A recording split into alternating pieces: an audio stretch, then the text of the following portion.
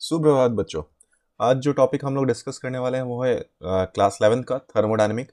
Video देखने और या इस फार्मूला बुक को बनाने का वही तरीका है जो हम लोग अभी तक बात करते आए हैं कि आपको इस फार्मूला बुक से जो भी इंपॉर्टेंट कंसेप्ट पॉइंट केस लग रहे हैं उसे अपने फार्मूला बुक में नोट डाउन कर लेना है। उसके बाद आप इस फार्मूला बुक की वीडियोस जो हैं उसे आप 2-3 या 4 बार 5 बार देखें। उसके बाद जब नंबर ऑफ टाइम्स हो जाएं तब आप इसे सिर्फ ईयरफोन लगाकर और सुनते रहें। इससे क्या होगा बेटा, इससे आपके नज़र के सामने वो फॉर्मूला बार बार क्रॉस होंगे, जिससे आपको जो एग्ज़ाम में जब आप ऐसा फील करते हैं कि याद आ रहा है बट कंप्लीट फार्मूला याद नहीं आ रहा, तो वो सब प्रॉब्लम यहाँ से हट जाएंगी। ठीक है, चलिए स्टार्ट करते हैं हम लोग। पहला बात है हमारे पास थर्मोडायनेमिक। तो थर्मोडायनेमिक क्या होता है बेटा, ये वो साइंस का ब्रांच है जिसमें हम लोग एनर्जी का फ्लो या हीट एनर्जी का फ्लो एंड उसका कन्वर्जन की बात करते हैं। कन्वर्जन कहाँ से कहाँ होता रहता है बेटा, जो हीट एनर्जी है उससे कन्वर्ट होता रहता है ये मैकेनिकल एनर्जी में।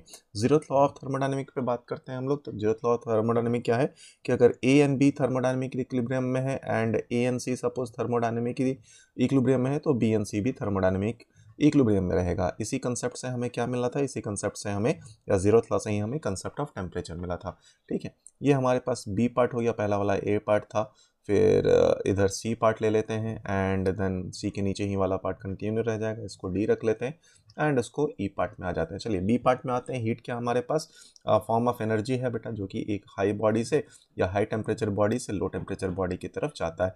कब तक होता है हीट का फ्लो, जब तक थर्मल इक्विलिब्रियम स्टेबलाइज ना हो जाए। ये कैसा है बेटा, ये हमारे पास पाथ पे डिपेंड करता है। इंटरनल एनर्जी पे बात करें तो ये काइनेटिक एनर्जी या पोटेंशियल एनर्जी का सम होता रहता है, बट यहाँ पर क्योंकि गैस मॉलिक्यूल दूर दूर है तो पोटेंशियल एनर्जी हमारे पास जीरो के बराबर ही होता है, सो सिर्फ ये काइनेटिक एनर्जी के बराबर है। इंटरनल एनर्जी जो है वो हमेशा किस पे, पॉइंट फंक्शन स्टेट पे डिपेंड करता है। तो एंड ये पाथ पे डिपेंड नहीं करता है। अगर चेंज इन इंटरनल एनर्जी हम लोग बात करें किसी भी प्रोसेस के लिए, तो हर प्रोसेस के लिए ये क्या होना चाहिए हमारे पास, नीचे लिखा है शायद, चलिए तो इस पॉइंट पे कहाँ गया मार्कर।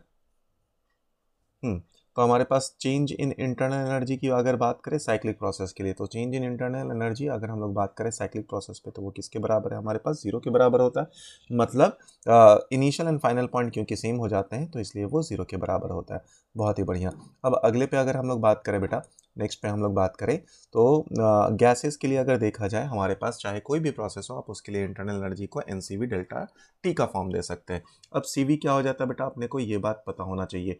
तो सी वी की वैल्यू अगर हम लोग याद करें तो वो हो जाता है हमारे पास degree of freedom divided by 2 into are के बराबर। ठीक है, इंटू आर के बराबर। अब degree of freedom divided by 2 का फॉर्म अगर हम लोग चेंज करते हैं तो वो हो जाता है हमारे पास R divided by gamma minus 1। तो degree of freedom divided by 2 की वैल्यू जो थी 1 बाई गामा माइनस 1 वो रख देते हैं आप। ठीक है, इसी को आप P final V final minus P one we one divided by gamma minus 1 भी आप लिख सकते हैं। उसके बाद अगर हम लोग बात करें तो इंटरनल एनर्जी जो है हमारे पास वो डिपेंड करता है हमेशा किस पे डिपेंड करता है बेटा, टेम्परेचर पे डिपेंड करता है। जैसे जैसे टेम्परेचर इंक्रीज करेगा वैसे वैसे हमारा इंटरनल एनर्जी भी इंक्रीज करेगा। 1 कैलोरी क्या होता है बेटा, amount of heat required to raise the temperature of 1 gram of substance by 1 degree C, और वो सब्सटेंस कौन सा है हमारे पास, वाटर। बट अगर स्टैंडर्ड कैलोरी की बात करें तो यहाँ पर जो हमारे पास टेम्परेचर है वो कहाँ से कहाँ तक चेंज होना चाहिए, वो 14.5 से लेकर 15.5 के बीच में हम लोगों ने माना। ऐसा क्यों माना बेटा, क्योंकि टेम्परेचर के साथ जो कि अमाउंट ऑफ हीट रिक्वायर्ड है to reach the temperature of 1 gram by 1 degree C वो चेंज हो रहा था। मतलब एनर्जी रिक्वायर्ड चेंज हो रहा था, और ये 1 के बराबर कब था, जब टेम्परेचर रेंज 14.5 से 15.5 के बराबर था। तो इसी को आपने यहाँ पे रख लिया। चलिए अब आते हैं हमारे पास वर्क डन बाई गैस। तो वर्क डन बाई अगर गैस करें हम लोग तो वर्क डन बाई गैस का मतलब क्या है बेटा, जो हमारे पास गैस है वो पिस्टन पे फोर्स लगाएगा जिसके कारण हमारे पास एक्सपेंशन जो प्रोसेस है उसमें work done by the gas लेता है। और work done by the gas हमारे पास कैसा होता है, हमेशा पॉजिटिव होता है।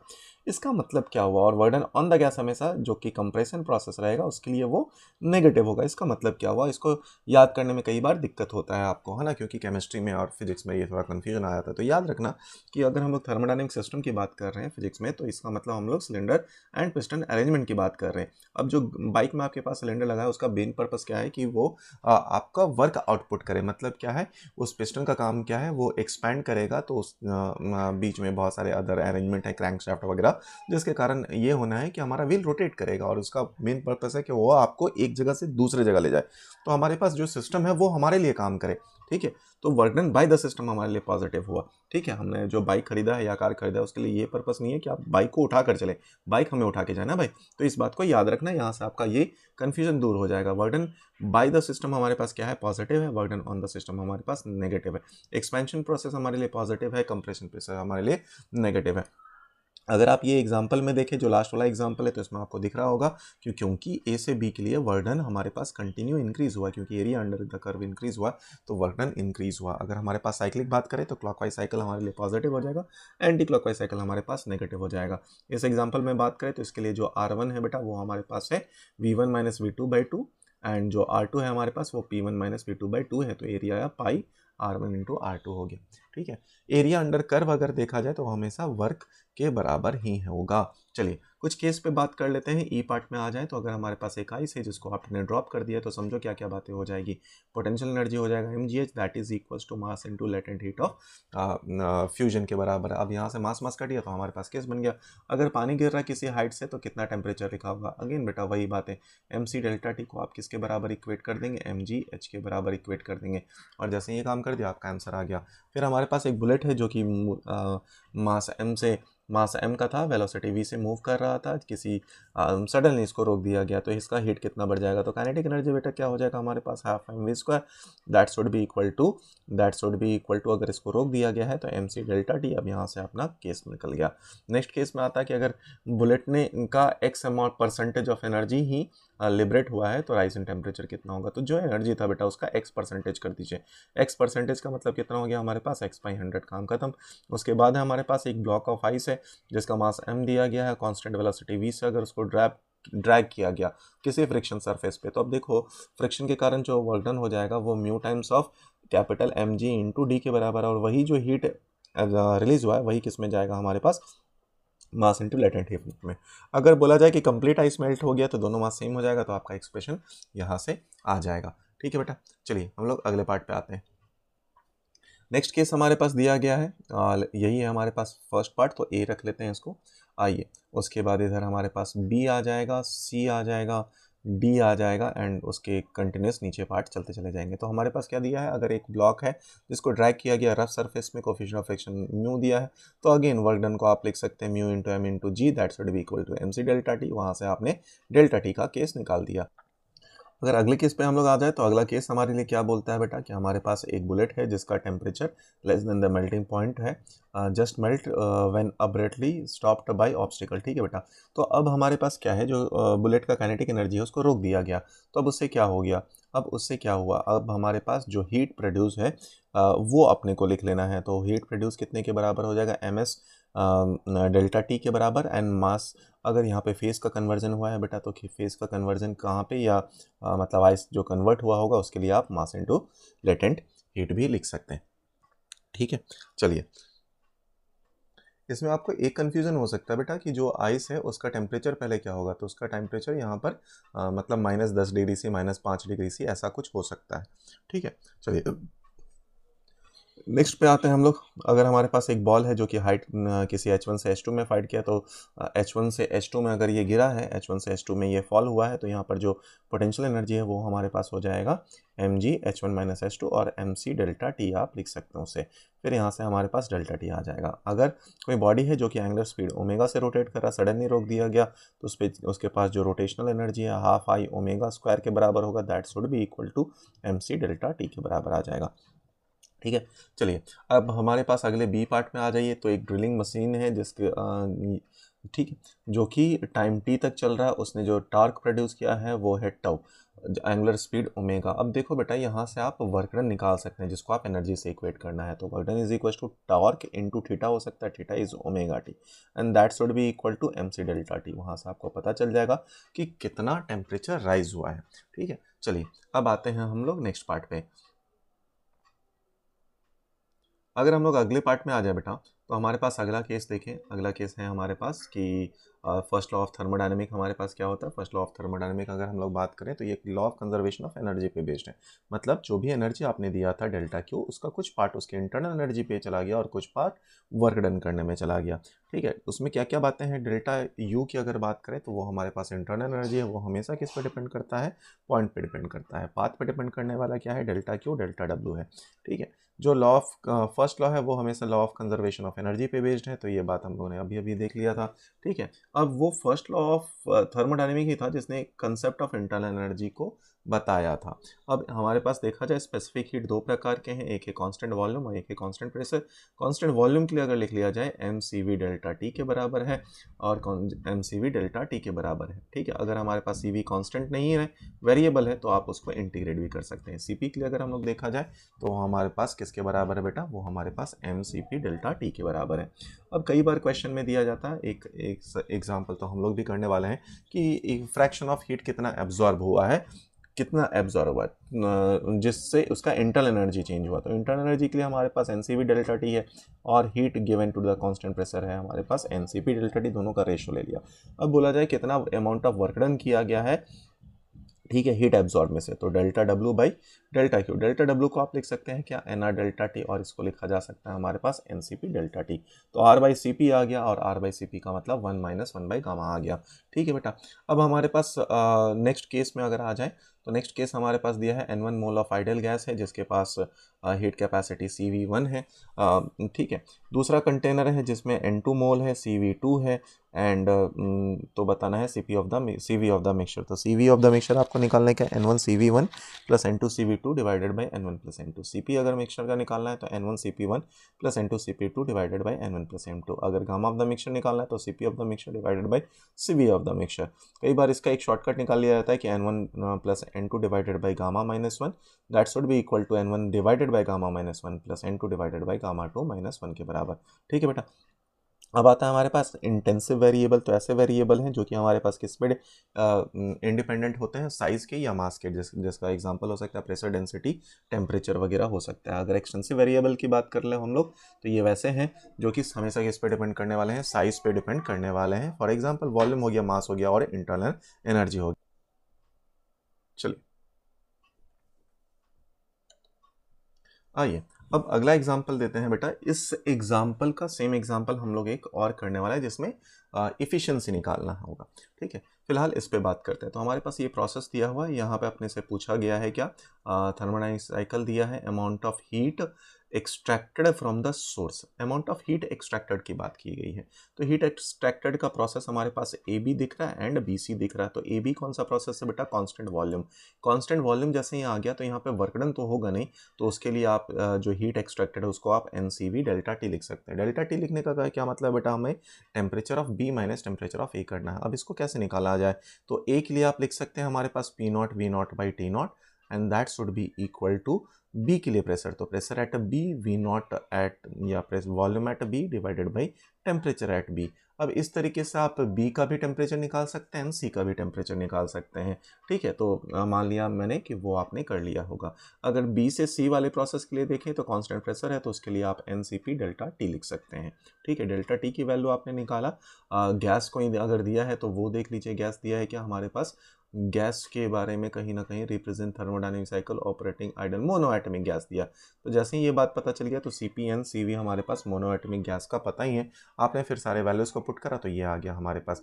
अब मान लो इफिशियंसी की बात की जाती है बेटा, तो इफिशियंसी क्या होता है हमारे पास, work divided by heat given. Work यहाँ पर कितना है, एरिया इनक्लोज, वो कितना है, पी नॉट वी नॉट, तो यहाँ पर आ सकता है P naught V naught by जो भी आपने हीट एडेड था वो आ गया। फिर आते हैं हम लोग थर्मोडायनेमिक प्रोसेसेस पे। तो लेट्स से ये हमारे पास ए पार्ट है, ये बी पार्ट है, देन हमारे पास ये सी पार्ट है एंड इसके बाद इसके केसेस हैं।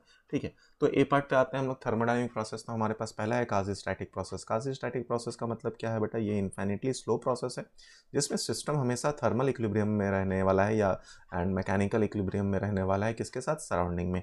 ठीक है, ये हर हमेशा रहने वाला है, हर स्टेज पे रहने वाला है। ठीक, चलिए, ये आइडियल प्रोसेस होता है जो कि बहुत स्लो है, तो इनफाइनाइट नंबर ऑफ स्टेप्स लेने वाले हैं। अगर हम लोग आइसोथर्मल प्रोसेस की बात करें तो ऐसा प्रोसेस है जिसमें टेम्परेचर कांस्टेंट रहेगा। अब टेम्परेचर कांस्टेंट रह गया तो इसका मतलब क्या हो गया बेटा, डेल्टा यू जीरो हो गया, इसका मतलब delta Q is equal to delta W हो गया। अगर हम लोग इसमें आइसोथर्मल कर्व की स्लोप की बात करें तो कैसे निकाला गया होगा बेटा, पी वी है तो हम इसको डिफ्रेंशिएट कर दीजिए, तो delta p by p plus delta v by v that should be equal to zero. यहाँ से आपने निकाल लिया स्लोप, तो स्लोप की वैल्यू आ गई माइनस पी बाई वी। यहीं से आपने निकाल लिया बल्क मॉडुलस की वैल्यू आ गई हमारे पास, स्लोप की value minus p by v था एंड बल्क मॉडुलस की वैल्यू पी के बराबर आ गया। अगर आप वर्क डन की बात कर ले बेटा तो वर्क डन हमारे पास कैसा होने वाला है, इसके लिए दैट इज 2.3 का यूज़ कहाँ पे हुआ होगा, एल को लॉग बेस 10 में कन्वर्ट करने के लिए 2.3 into n r t ln v2 by v1 and v2 by v1 को आप p1 बाई p2 भी लिख सकते हैं।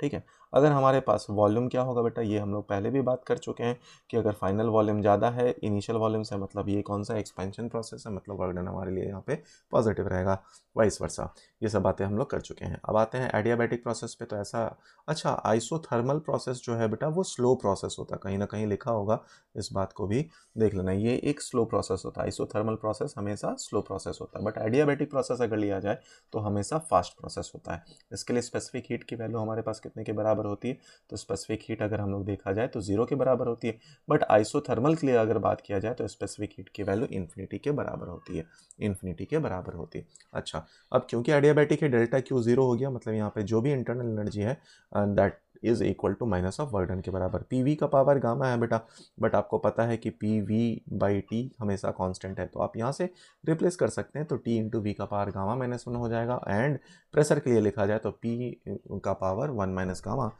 इंटू टी का पावर गामा हो जाएगा। हमारे पास स्लोप अगर बात करें तो यहाँ पर जो स्लोप होगा बेटा हमारे पास वो कैसा होगा, वो gamma times of isothermal slope के बराबर होगा। अगर, ठीक है, बल्क मॉडुलस की बात करें तो वो गामा टाइम्स ऑफ पी के बराबर होगा। अगर वर्क डन बात करें हमारे पास तो ये n r by gamma minus one, n r by gamma minus one t one minus t two के बराबर होगा, which is actually n C we delta T के बराबर। अब चाहें तो यहीं पे आप निकाल सकते हैं एक और बात, that is p one we one minus p two v two divided by gamma minus one के बराबर। अभी अभी जो बात किए थे उससे कुछ बात समझे बेटा।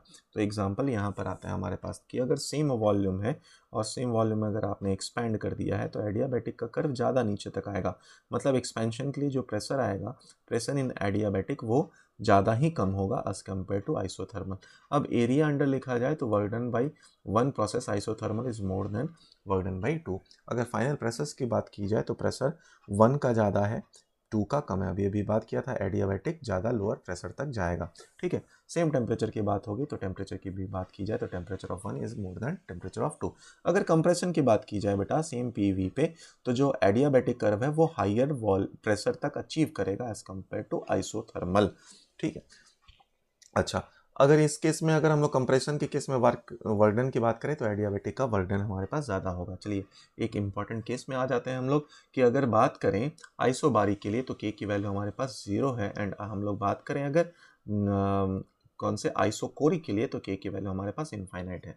कुछ और बात करें बेटा कि ये तो पहला वाला कर्व हमारे पास आइसोथर्मल हो गया, बट एडियाबैटिक के लिए वो गामा टाइम्स ऑफ पी के बराबर था बेटा।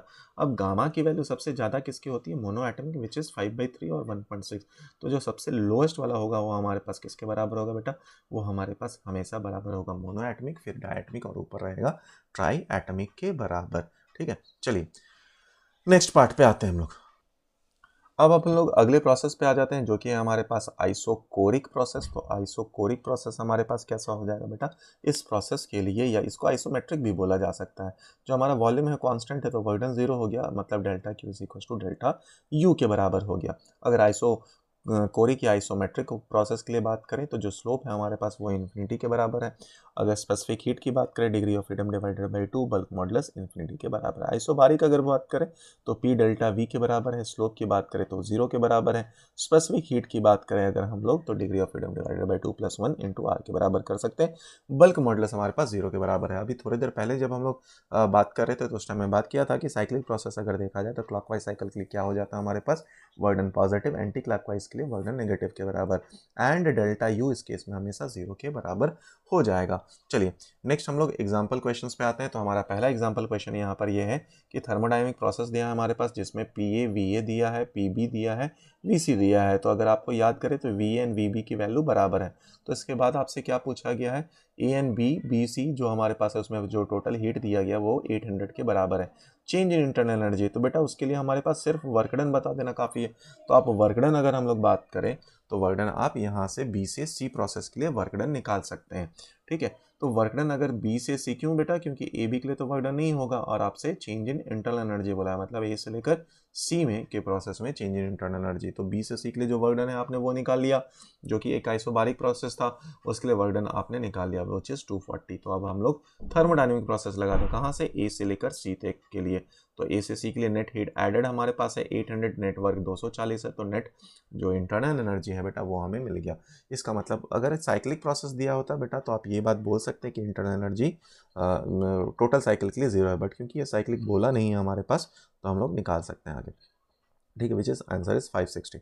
नेक्स्ट आता है हमारे पास अगला एग्जांपल क्वेश्चन, जिसमें बोला 70 कैलोरी का हीट रिक्वायर्ड है, जिसको रेज किया गया है 2 मोल से ideal atomic gas, temperature difference इतना, amount of heat required to raise it same temperature difference at constant volume. तो कांस्टेंट वॉल्यूम के लिए हमारे पास हीट का प्रोसेस पता होना चाहिए NCV delta T, and constant pressure के लिए NCP डेल्टा टी, दोनों को डिवाइड कर दिए तो that is equal to gamma. हमारे पास कांस्टेंट प्रेशर के लिए वैल्यू दिया गया था कितना, 70 के बराबर, तो वॉल्यूम के लिए निकल गया। जो अगला एग्जांपल क्वेश्चन है बेटा वो पिछला एक क्वेश्चन है, सेम हम लोगों ने किया था। अगर आप इस प्रोसेस के लिए देखें तो वर्क डन हमारे पास P0 V0 के बराबर है, हीट एडेड अभी हम लोगों ने देख लिया था 13/2 P0 V0 के बराबर था। अब वहाँ से आपने इफिशियंसी निकाला तो वर्क डन बाई हीट। ठीक है, तो ये इसीलिए सवाल लिया गया था ताकि आपको इफिशियंसी अगर पूछा जाए तो आप निकाल सकते हैं। ऑल राइट, चलिए आगे बढ़ते हैं हम लोग। नेक्स्ट पार्ट जो हम लोग बात करते हैं, यहाँ पर वॉल्यूम एंड टेम्परेचर पे ग्राफ ड्रॉ करने के होते हैं, और इससे जो ग्राफ वाले सवाल होते हैं वो आपको हेल्प हो जाएंगे। तो मान लीजिए एक लाइन दिया है जैसे कि A1 से 2 और पूछा जाए आपसे प्रेशर बताइए, तो याद करो बेटा हमारे पास PV इज इक्वल टू क्या है, कांस्टेंट इनटू टाइम टेम्परेचर के बराबर। आपसे वॉल्यूम बोला है तो delta V by delta T का अगर ग्राफ देखें तो 1/P के बराबर है। इसका मतलब समझो बेटा, जितना स्लोप ज्यादा होगा उतना प्रेशर कम होगा। ठीक है बेटा, अब अगर आप 1 2 3 से लाइन लेट्स से P3 है हमारे पास, तो P3 का देखो स्लोप ज्यादा है, फिर P2 फिर P1, तो अगर आप देखें तो slope of 3 is more than slope of 2 and slope of 1। तो प्रेशर एंड स्लोप ये दोनों इनवर्सली प्रोपोर्शनल है, मतलब प्रेशर किसका ज्यादा हो जाएगा, P1 का ज्यादा हो जाएगा। ठीक है बेटा, अब इसी पे बेस्ड हमारे पास दूसरे ग्राफ भी सवाल आते हैं, बट उस ग्राफ के सवाल चलने से पहले CV वाले पे आ जाए तो हमारे पास CP minus CV is equal to R होता है। CP minus CV is equal to R होता है। CV की वैल्यू हमारे पास R/2 गामा के बराबर, तो CP आपने निकाल लिया, वो आया हमारे पास CV की वैल्यू हमारे पास degree of freedom divided by 2 into R के बराबर, और CP की वैल्यू अगर निकाले तो 1 plus degree of freedom divided by 2 into R के बराबर। वहां से गामा और डिग्री ऑफ फ्रीडम का भी रिलेशन निकल कर आ गया। ठीक है, अगर पॉलीट्रॉपिक प्रोसेस बोल दिए जिसका प्रोसेस PV का पावर x दिया हुआ, तो इसके लिए स्पेसिफिक हीट अगर हमारे पास निकालनी हो तो वो किसके बराबर आ जाएगा बेटा, वो आ जाएगा हमारे पास CV, और यहाँ पर आ जाएगा minus R divided by n-1 या x-1। CV की वैल्यू आप लिख सकते हैं R divided by gamma -1 minus R by n-1 के बराबर। अब यहाँ पर देखना बेटा, PV का पावर n दिया है या PV का पावर x दिया है, विच इज कांस्टेंट। ऐसा नहीं दिया कि P is equal to constant into V का पावर x, यहीं पे जनरली बच्चा गलती करता है। ठीक है, तो PV का पावर x दिया हुआ है। ठीक, चलिए कई बार अपने पास ये भी बोला जाता है CP एंड CV अगर दिया जाए specific heat per unit mass है, तो अगर पर यूनिट मास दिया है तो आप R डिवाइडेड बाई m दिया जाएगा। ठीक है, चलिए आते हैं हमारे अगले में। जैसे कि हमारे पास एग्जांपल क्वेश्चन ये है या केस है, और काफी लंबा जाने वाला है ये बेटा, कि प्रेशर एंड वॉल्यूम से हमें टेम्परेचर एंड वॉल्यूम का ग्राफ पे आना पड़ेगा। अब इसको लाने के तरीके समझे। पहले तो देखें हमारे पास टेम्परेचर एंड वॉल्यूम निकालना है बेटा, और टेम्परेचर में किसका टेम्परेचर कैसा होगा वो भी आप निकाल सकते हैं। तो हमें दिख रहा सबसे हाईएस्ट टेम्परेचर T2 का होगा, फिर जाकर हमारे पास मोस्टली T3 का होगा, फिर T1 का होगा। ठीक है, या डिपेंड कर रहा है कि कौन सा इनमें है। ठीक है, उसके बाद अगर हम लोग बात करें तो चलो पहले देख लेते हैं TNV में ग्राफ देना है। तो अगर TNV का ग्राफ है बेटा, TNV का ग्राफ है तो हमारे पास PV is equal to T है, तो delta T by delta V delta t by delta v, ठीक है, वो किसके बराबर आ जाएगा बेटा, पी के बराबर आ जाएगा। मतलब जरा समझो कि जितना ज्यादा हमारे पास स्लोप रहेगा, ये आया हमारे पास पी एंड ये आया हमारे पास वी, तो जितना ज्यादा स्लोप रहेगा प्रेशर उतना हाई रहेगा। तो दो लाइन खींच दे हम लोगों ने, ठीक है। तो जिसका प्रेशर ज्यादा, प्रेशर किसका ज्यादा है बेटा, 1 से 2, तो 1 से 2 वाला लाइन यहाँ पर रहेगा, और दूसरा हमारे पास है 3 से 4, तो 3 से 4 का लाइन यहाँ पर रहने वाला है। अब इसी लाइन के अकॉर्डिंग हमें अपने आगे की कहानी लिखनी पड़ेगी। अब जरा समझो, ये किसका था हमारे पास बेटा, टी वी है ना, सॉरी, तो ये टी एन वी है। अब देखो 1 से 2 में किसका टेम्परेचर ज्यादा था, तो अपने को दिखा 2 का टेम्परेचर ज्यादा था, तो जो 2 वाला पॉइंट है उसको मैंने यहाँ पर रख दिया, 1 का पॉइंट यहाँ से रख दिया, 1 से 2 में जा रहा है, 1 से 2 का एरो बता दिया। अब ठीक है बेटा, अब देखें 2 से 3, 2 से 3 अगर आप देखें तो वो जो ग्राफ है वो कांस्टेंट वॉल्यूम का ग्राफ है, वो ग्राफ है हमारे पास कांस्टेंट वॉल्यूम का। तो कांस्टेंट वॉल्यूम कहाँ पर है, ये वॉल्यूम का एक्सेस है बेटा, तो कांस्टेंट वॉल्यूम का आपने लाइन ड्रॉ कर दिया, ये आया हमारे पास 3। उसके बाद अगर आप चले तो ठीक है, 3 हमारे पास आ गया। फिर अगर देखें तो 4 के लिए भी प्रेशर सबसे कम है, तो 4 वाला लाइन हमारे पास प्रेशर 3 एंड 4 का सेम ही था, एंड ये 4 वाला लाइन है। बट अगर आप देखें तो 4 से 1 वाला जो प्रोसेस हमारे पास वो भी कांस्टेंट वॉल्यूम का ही है, तो ये आ गया हमारे पास कंप्लीट इसका ग्राफ। अभी सेम तरीके से आप पी एंड टी के लिए भी निकाल सकते हैं। देखिए आंसर मैच करने के लिए मैंने दे रखा पहले ही, तो टेम्परेचर, प्रेशर एंड टेम्परेचर का ग्राफ है, तो हम लोग लिख दिए पी एंड टी, ये आया P एंड T। अब वापस से समझो बेटा कि हमारे पास delta P by delta T 1 by V के बराबर है। इसका मतलब समझें कि फिर से अगर हम लोग स्लोप ड्रॉ कर लें, तो हम लोग स्लोप ड्रॉ करते हैं तो क्या क्या बातें होंगी उस बात को समझें। स्लोप ड्रॉ करा है मैंने, तो स्लोप बना दिया। अब देखो बेटा, जिसका ज्यादा स्लोप होगा उसका वॉल्यूम कम होगा, तो वॉल्यूम कम का लाइन कौन सा है हमारे पास, जो लेस वॉल्यूम है 1 से 4 का लाइन है, तो यहाँ पर 1 से 4 होगा, और यहाँ पर हमारे पास 2 से 3 होगा, यहाँ पर 2 से 3 होगा। ठीक है, ये बात समझ में आ गया बेटा, स्लोप से ये रिलेशन निकाल लिया। अब प्रेशर में देखें किसका प्रेशर ज्यादा है बेटा, तो हमें दिख रहा प्रेशर ऑफ 1 ज्यादा है, तो हम लोगों को ऊपर वाला लाइन क्या रखना है, प्रेशर ऑफ 1, तो ये आ गया मेरे पास प्रेशर ऑफ 1 वाला पॉइंट। ठीक है, 1 ये है, 4 ये है, 4 से 1 जा रहा। चलिए अब दूसरा आते हैं हमारे पास 1 से 2 का लाइन। अगर आप देखें तो 1 से 2 का लाइन कैसा है हमारे पास, कांस्टेंट प्रेशर का, तो 1 से 2 का लाइन कांस्टेंट प्रेशर का लाइन मैंने ड्रॉ कर दिया, ये बन गया मेरे पास 1 से 2 का लाइन। ठीक है बेटा, अब इसके बाद आप फिर से, ये हमारे पास 2 का पॉइंट हो गया। 3 का पॉइंट ऑफ कोर्स देखने में मिल रहा है हमें कि प्रेशर उसके लिए क्या है, कम है और कांस्टेंट, ये बन गया हमारे पास पॉइंट नंबर 3। तो यहाँ से आप सिंप्लीफाई करेंगे, आपका आंसर आ जाएगा।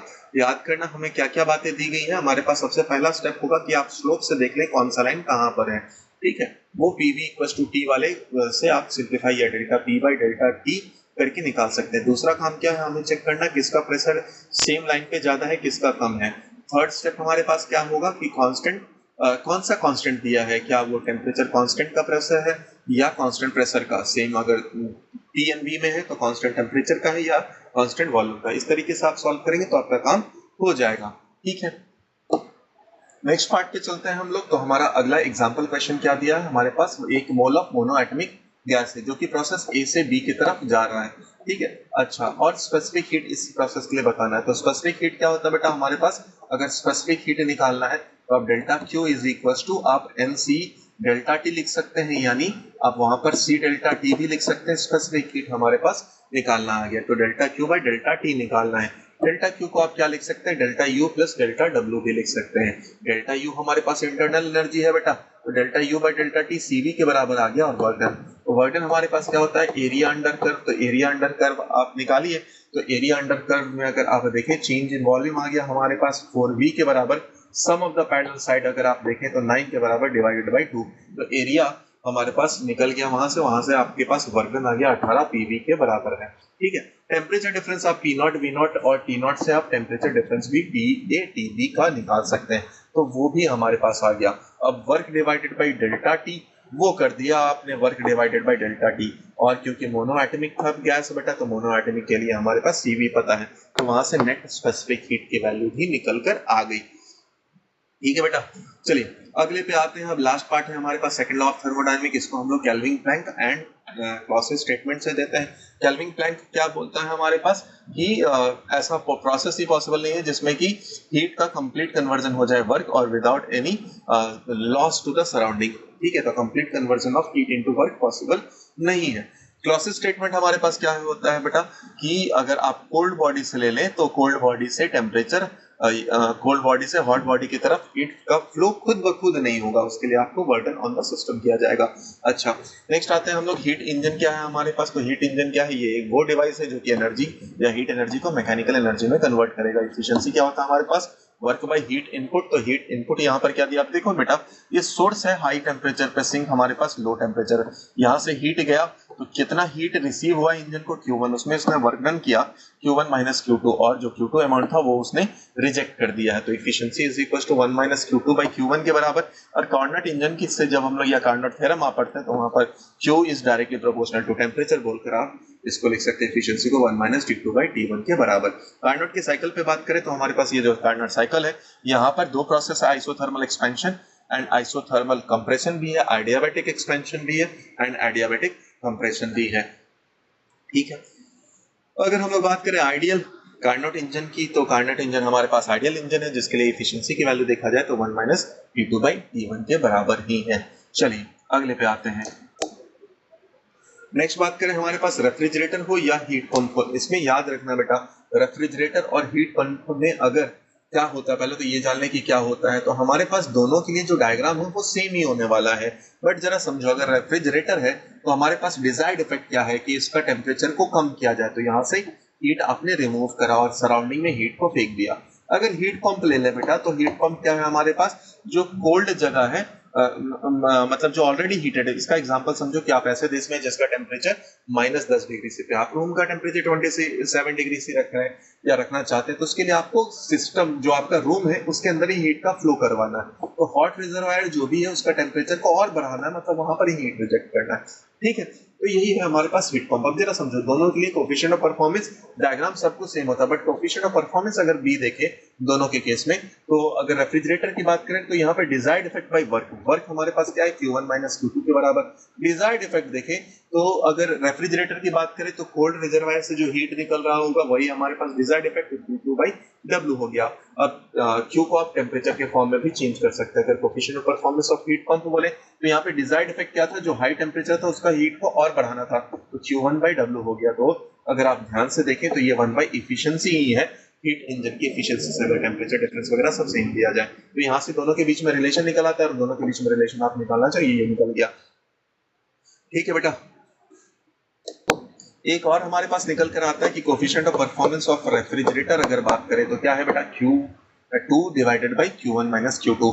यहाँ पर अगर हम लोग प्लस से ऐड कर दें, मतलब 1 ऐड कर दें, तो ये बन जाएगा हमारे पास coefficient of performance of heat pump के बराबर। आप चाहो तो खुद से भी ट्राई कर सकते हो, यहाँ पर 1 ऐड कर दो तो 1 जैसे ही आप ऐड कर दोगे मतलब Q2 divided by Q1 minus Q2 के बराबर प्लस 1 कर दो तो क्या हो जाएगा, Q2 कैंसिल आउट हो जाएगा, अगर Q1 बाई वर्क आ जाएगा तो वही आ जाएगा heat pump of coefficient of performance of heat pump के बराबर आ जाएगा। अगला जो हमारे पास है वो एक ही है, बस उसको दो अलग अलग पार्ट में डिवाइड कर दिया, कैस्केड इंजन बोलते हैं। यहाँ पर हमारे पास क्या है कि T1 से पहले एक इंजन आया जिसने कुछ W1 काम कर दिया होगा, ठीक है, और जिसके बाद जो रिजेक्ट है टेम्परेचर वो T के बराबर है। अब T से फिर एक सब्सिक्वेंट इंजन लगा हुआ जिसका एफिशिएंसी कुछ N2 दिया होगा लेट्स से, और वो फाइनल टेम्परेचर T3 पे जा रहा है, उसने जो वर्क डन किया वो W2 के बराबर हो गया। ठीक है, तो अगर इसमें डिफरेंट केसेस पे आ जाए तो सबसे पहला केस अगर बोला जाता है हमारे पास सेम वर्क कर दिया जाए, वर्क डन सेम होना है, तो वर्क डन अगर सेम होना है दोनों केस में तो आप T1 का या T का रिलेशन यहाँ पे निकाल सकते हैं विच इज दोनों का मीन हो जाएगा। अगर सेम एफिशिएंसी निकालना है बेटा तो इंजन 1 का एफिशिएंसी इंजन 2 का एफिशिएंसी निकाल दिया, वहां से मीन टेम्परेचर जो है हमारे पास 1/रूट ऑफ T1 into T3 के बराबर आ जाएगा। ठीक है, अगले केस पे आते हैं हमारे पास कि इंजन 1 का एफिशिएंसी दिया है, इंजन 2 का एफिशिएंसी दिया है, तो आपसे पूछा जाए नेट एफिशिएंसी बताइए। तो इंजन 1 का एफिशिएंसी हम लोग निकाल लिया which is T2 by T1, मतलब बेसिकली मैंने ज्यादा अच्छे से पता चले तो T2 बाई T1 रखा है यहाँ पर। इंजन 2 के लिए अगर निकाल लिया तो यहाँ पर efficiency is equal to 1 minus T3 by T2 के बराबर, तो यहाँ से T2 बाई T1 इधर से T3 बाई T2 निकाल लिया। अब नेट एफिशिएंसी अगर बोला जाए तो 1 माइनस हमारे पास किसके बराबर आ जाएगा बेटा, तो इसके लिए हमारे पास आ जाएगा T3 डिवाइडेड बाई T1 के बराबर, T3 डिवाइडेड बाई T1 के बराबर। वही काम हम लोगों ने करा। तो नेट इफिशियंसी देखा जाए तो T3 बाई T1, उसी को हम लोगों ने ऊपर सिंप्लीफाई करके निकाल लिया था। तो हमारे पास फाइनल इफिशियंसी जो निकला वो आया 1 minus in bracket 1 minus efficiency 1 into 1 minus efficiency 2 के बराबर। थोड़ा सा वीडियो बेटा लॉन्ग है क्योंकि चैप्टर भी काफ़ी अच्छा था और काफ़ी सारे केसेस भी लेकर गए हम लोग। तो इसमें सारे केसेस को पढ़ लीजिए। ये केसेस आपके हर एग्जाम में हेल्प होने करने वाले हैं। ठीक है, तो इसको अच्छे से पढ़िए। आज के लिए फिलहाल इतना ही, मिलते हैं अगले वीडियो में। तब तक के लिए बाय बाय, टेक केयर, धन्यवाद।